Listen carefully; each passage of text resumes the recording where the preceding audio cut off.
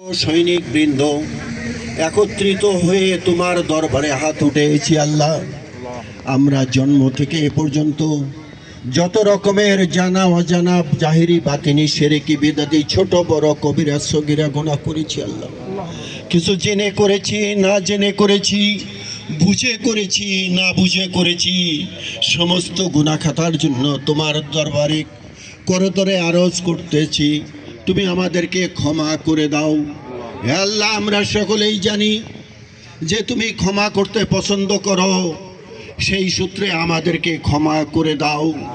হে আল্লাহ, আজকের এই দিনে আমরা সমস্ত সেনা সদস্য, বিমান বাহিনী, নৌবাহিনী, অন্যান্য বাহিনীর সদস্যরা একত্রিত হয়ে যুদ্ধ করে এই দেশকে স্বাধীন করেছিলাম।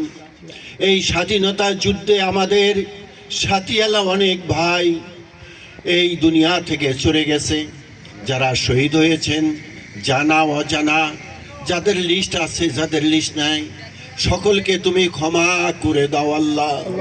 হে আল্লাহ গো, আমরা যারা জীবিত আছি, আমরা যারা এখানে উপস্থিত আছি এবং যারা উপস্থিত নাই, সকলকে তুমি ক্ষমা করে দাও। ও ভাবিদু আমরি আল্লাহ, ইন্নাল্লাহা বাসীরুম বিল ইবাদ, হাসবুনাল্লাহু ওয়া নি'মাল ওয়াকিল, নি'মাল মাওলা ওয়া নি'মান নাসির।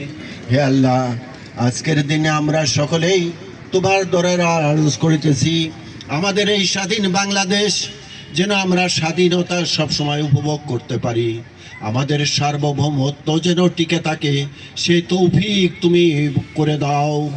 হে মাবুদ মাওলা পরওয়ারদিগার, আমরা বিভিন্ন দূর দূরান্ত থেকে বিভিন্ন কষ্টসাধ্য করে এখানে এসে উপস্থিত হয়েছি আল্লাহ। আমাদের মধ্যে ভ্রাতৃত্ব সৃষ্টি করে দাও, আমরা যেন একে অন্যের সহিত এইভাবে সৌহার্দ্যপূর্ণ জীবন যাপন করতে পারি।